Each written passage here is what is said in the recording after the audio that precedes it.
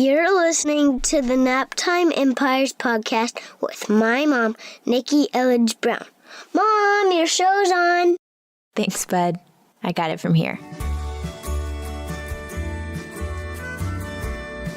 Welcome to the Naptime Empires podcast, refreshingly honest conversations on the realities of parenthood and entrepreneurship. I'm your host, Nikki Elledge Brown. Let's get started.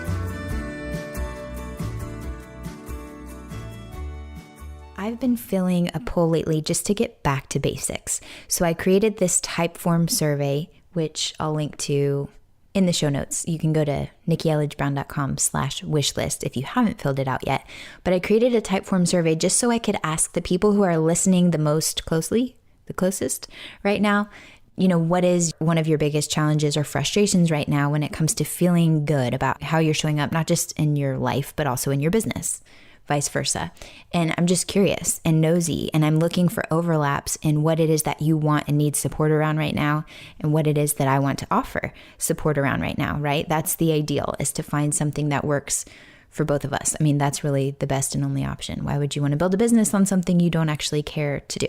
So I've been loving reading the responses in this Google Sheet from the Typeform, because to me, it seems so obvious that you also are feeling a pull to get back to basics. And when I say getting back to basics, it's like these are timeless things. They're not based on algorithms or whatever Facebook is doing. I've always said from the beginning of my business, it comes down to knowing your value, knowing who needs it, and communicating your value to the people who need it in a smart, authentic way. And so there are various building blocks that you need in place to be able to do that. And one of those biggest building blocks is the mindset. And I've said this before, like I could give you all the recipes in the world and you could have an amazing offer, but if you don't believe that you are enough and that it's okay to actually put yourself out there, then you won't do it and it's not going to help you. So it's no surprise to me. The number one thing when I asked which of your areas of life could use an upgrade right now, the number one response was money and finances. And so what I want to say is, if you're listening to this in real time, I'm inviting you to be part of what I'm calling my season of focus. Because my family and I have a really exciting summer of vacation and pool time. It's like our first full summer living in this house with our beautiful, super cool backyard. And there's a lot to look forward to this summer. And so for these next couple of months, I really want to dial in and make sure that I'm crystal clear on how I'm showing up to serve you in my business. So I'm calling it the season of focus. It's going to be our guiding theme. And we're going to talk about these basic building blocks of what it is that ultimately has led to my success in my business. And I want to share those things with you. So first up, in this moment in time, we're going to be talking about money and mindset. One, because it's what you told me you needed help with. And two, because my personal money mentor, now a friend of mine, but I originally met her through Facebook. You've heard her possibly if you've listened to the episode number 10, Naptime Empires, is Denise Duffield-Thomas. So at the time, whenever I met her through, just Facebook groups we had in common, like, what are money blocks? I don't even know what that is. I've heard of writer's block. I don't know what money blocks are. I just wasn't aware. And then I started to hear more and more about Denise, and I got curious, and I read her book, Get Rich Lucky, BITCH, spelling that in case you don't have your earbuds in right now. And then I ended up joining her money boot camp. It had to have been July of 2014, I believe.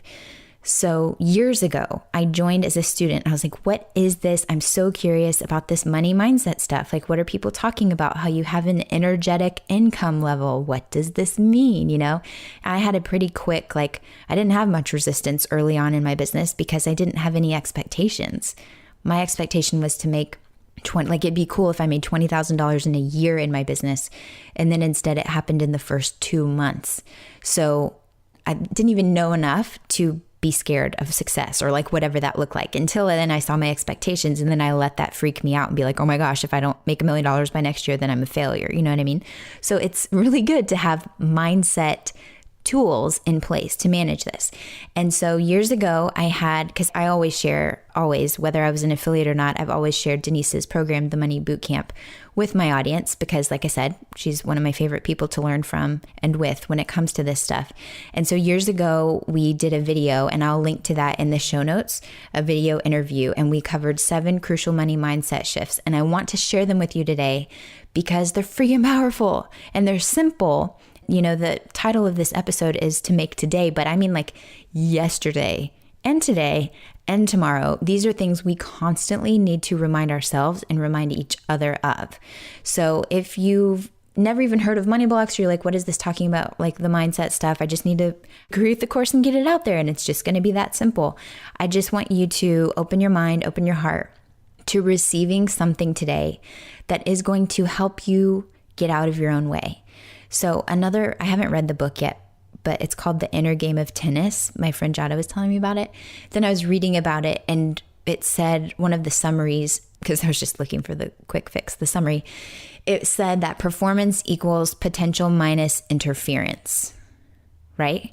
So cool. If you have all this potential, that's great. But if you're not doing anything with it, then there's no performance, there's no result, right? So what we want to do is drop the interference. We want to clear the resistance to whatever's holding us back from really going for it and turning our potential into performance. And so the money mindset shifts I want to share with you today can hopefully help you do that. So just take a deep breath. We're going to start in with myth number 1, and then we'll tell you like why it's a myth, why it's a flat out lie, and what the truth is, okay? So myth number 1, I have to be everything to everyone. Can you see how this would hold you back? If you feel like you have to solve all problems for all people, obviously, but not so obviously, it's not true.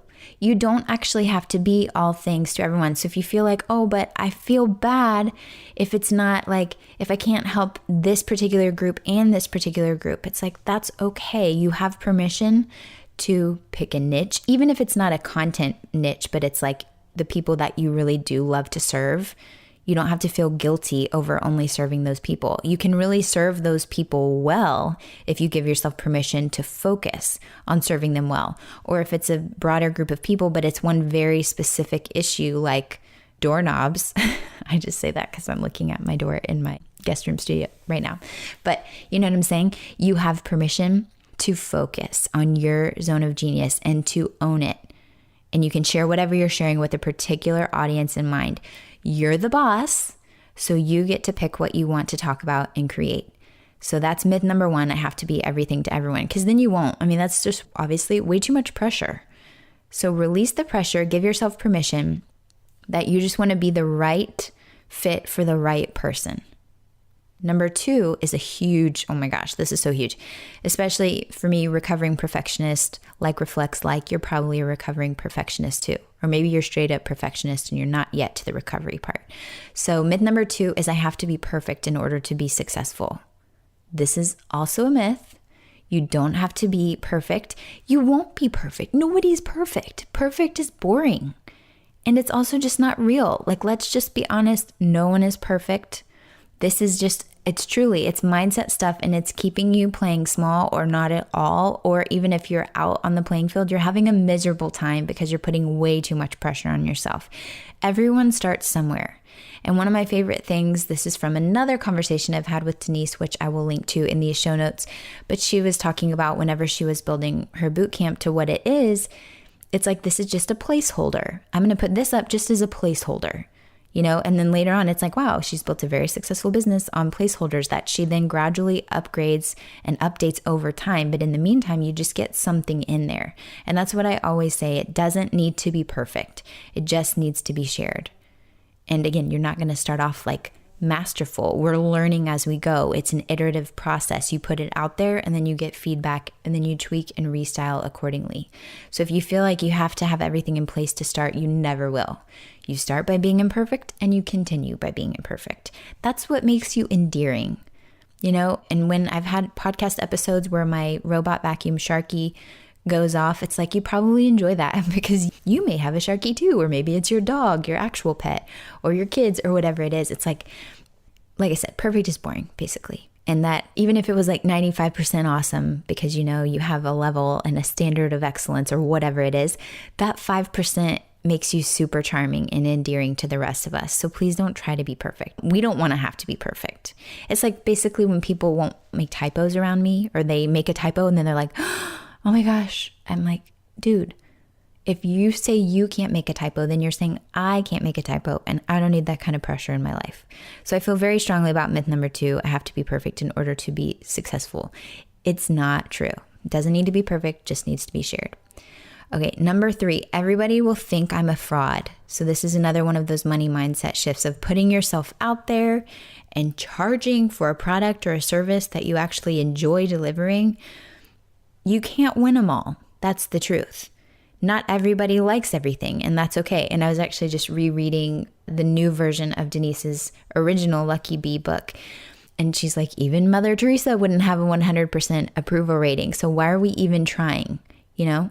It's the anticipation and the fear of that first hater email or the criticism or whatever. It's usually worse because it's keeping you paralyzed from even putting yourself out there.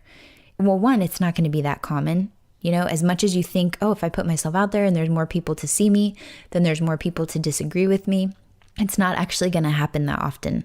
And when it does happen, it's just proof that you are putting yourself out there, and that's a freaking win. So what you need to do in order to overcome this one is to surround yourself with proof that's building you up so that whenever, if and when it does happen, seldomly it will happen, surround yourself with proof or support or somebody to like read your emails for you so that you can take the criticism and keep on moving. Okay. Myth number 4, I have to be the Oprah of my industry or I shouldn't even try. And I've talked about this a lot actually in previous episodes, especially, let's think, why your voice matters. Yeah, that's a good one for this. Why your voice matters. And recently, more recently than this one, Denise had shared this 37 lessons on becoming a self-made millionaire. And one of the ones that resonated with me and with everyone is her saying, I'm a contributor, not a guru. And that's basically what this one is. It's okay to just contribute to the conversation and give yourself permission that you don't have to be the guru, right? You can take that pressure off of yourself. You don't have to be the voice, the authority on this field, although you totally can be. But it's okay just to add your flavor to the conversation. You have a lot of value to add.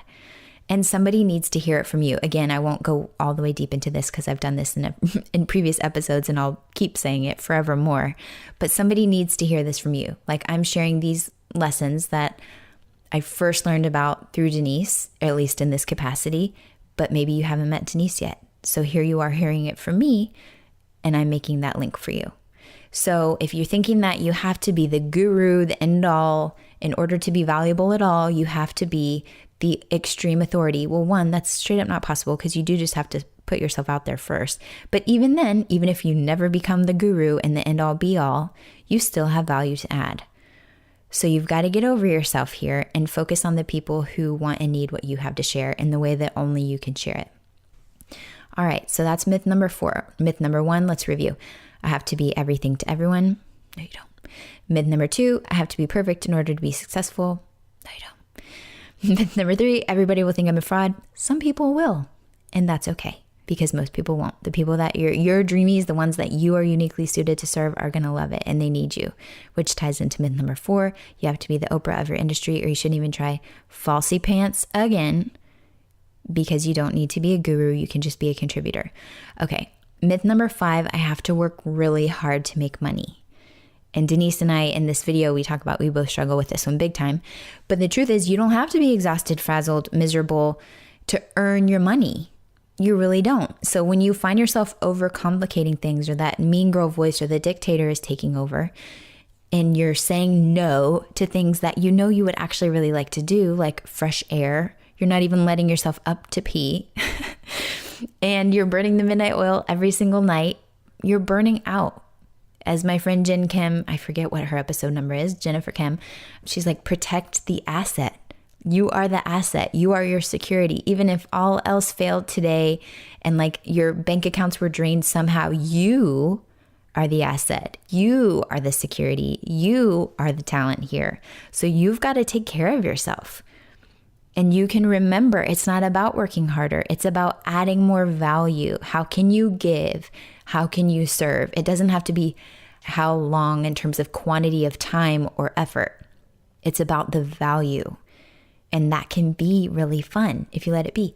I love EFT. That's another thing that I was getting into right around the time that I was discovering Denise's work and my friend Michelle Simmons, who I talked about in another episode.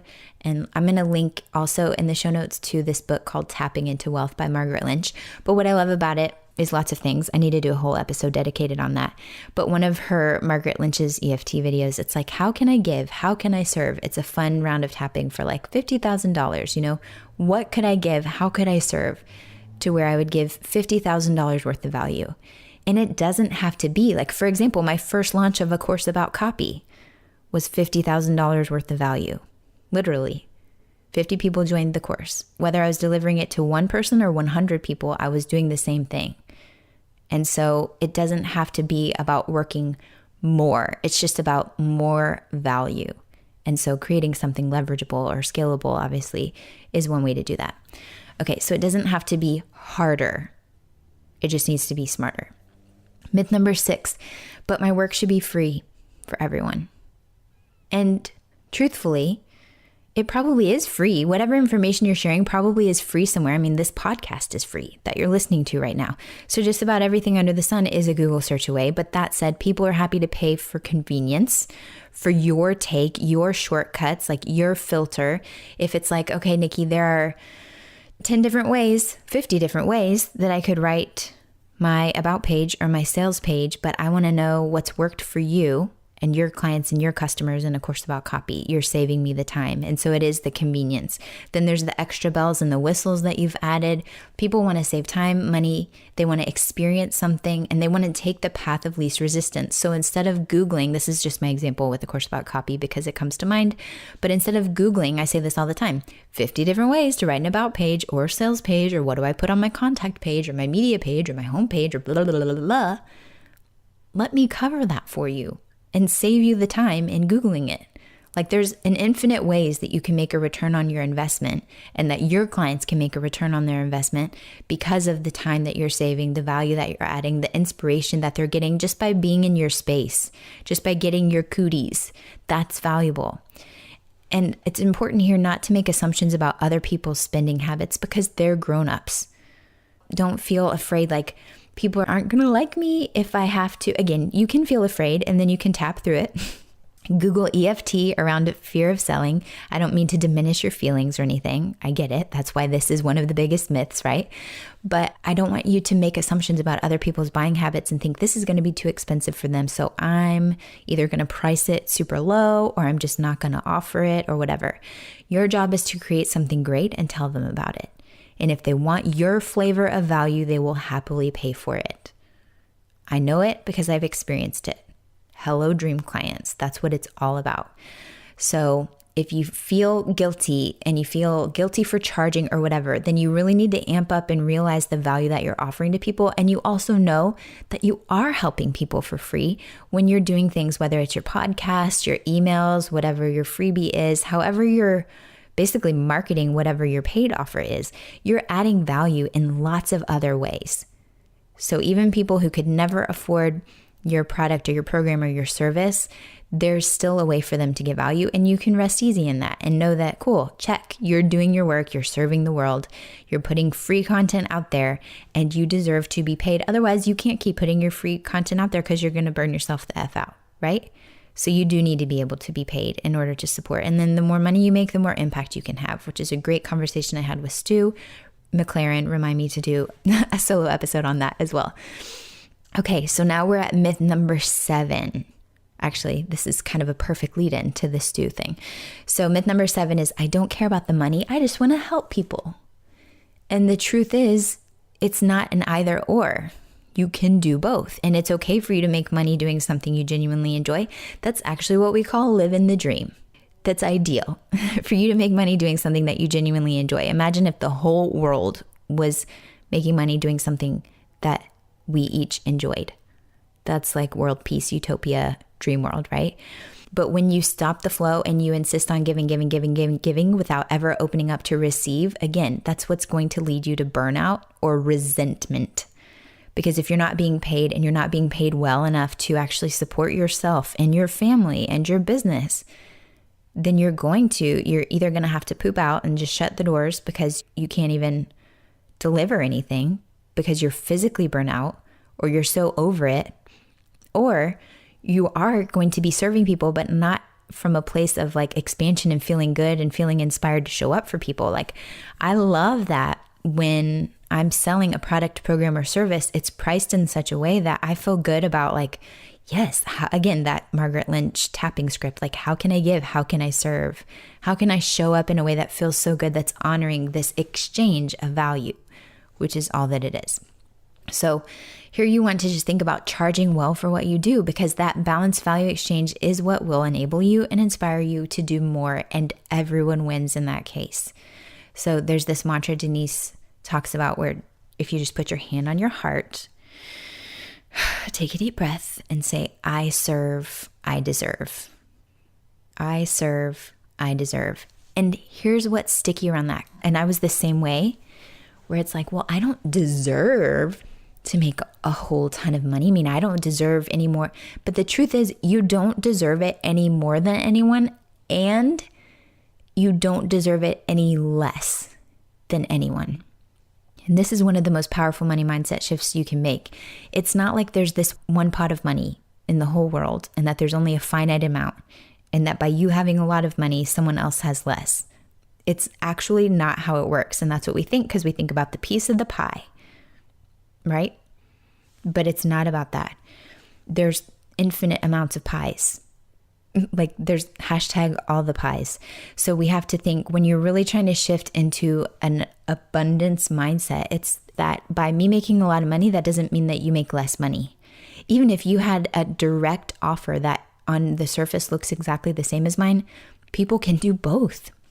There are more than enough people who are going to love whatever I'm offering, and there are more than enough people who are going to love whatever you're offering, and there may be people who love what we're both offering, and that's great, because remember, we're not taking ownership for them to say that they can only buy one. They can do both and learn from us both, and that's great. So when you really realize that there is more than enough that's available to you, again, think back to that equation or whatever it is from the summary that I Googled of the inner game of tennis, and you're thinking about how performance equals potential minus interference. You think back through these myths, listen back to this episode as often as you need to, just to help remind yourself what's actually true, because it's your job to release that resistance, to turn down the interference, so that you can unleash your potential on the world. You have so much value to offer. And as you do this, and as you take action, you're shifting your thoughts and your beliefs, and you're taking action, and you start to see the results, then you start to build this momentum that feels so freaking good, because it's giving you evidence, which is then leading to giving you more confidence that you're like, look at me. Oh my gosh, I'm actually doing this. When I started my business, it was like, oh my gosh, everyone has a money tree in their backyard and we just didn't realize it. We actually all do have value to add, and all we have to do is get out of our own freaking way and put ourselves out there when it feels scary. I don't mean to minimize it, but I do mean to simplify it. It's not that it's easy, but it is simple. So this is what, like I said, I really want to have this as a conversation with you, this getting back to basics. Mindset is everything. I mean, of course, you need to be able to have, again, the clarity on knowing your value, who you want to serve, and how you want to serve them. And then I can help you communicate that through a course about copy. You need to have a way to serve these people. We'll get to that. That's going to come up next month, and I'm going to share more around like creating a course about copy and all of that with you. If you haven't created your signature thing and your way to work smarter and to serve more, whether you're doing that in addition to one-on-one or not. But in the meantime, this first piece of getting back to basics is about this money mindset stuff. When you go to the show notes for this episode, I'll have the full video conversation linked up where we first talked about these 7 mindset shifts. But if you want to skip a step and go to Denise's latest free training, just go to naptimeempires.com/money and I'll have that linked up for you. But in the meantime, I just want you to go back through, listen to this, tell me in the comments on Instagram, Facebook, wherever you can find me, which one of these myths has been holding you back the most. And what are you going to do to actually release it? You know, like, are you going to write it on a Post-it? You're going to set an alarm on your phone to remind yourself what's actually true. I want to know, what are you doing to actually shift it? We don't need to just sit in the blocks. We don't need to stew on it for like 3 weeks. We don't need to journal on it every day. We just need to identify, oh, that's a belief. I can see how that's been holding me back. And now I see what's true. And let's program in what's true so that you can unleash your genius on the world. All right. I hope this was helpful for you. Again, join me over at naptimeempires.com/Facebook so that we can continue this conversation. And I'll meet you back here next week. Bye. This show may be over, but the conversation is just beginning. Head on over to naptimeempires.com/Facebook so you can join my free... Wait, did I say free? I mean priceless, rapidly growing community of Naptime Empire builders for deeper discussions, behind-the-scenes scoop, and of course, updates whenever I've got new stuff coming up for you. naptimeempires.com/Facebook. See you there. See you next time. Thanks for listening.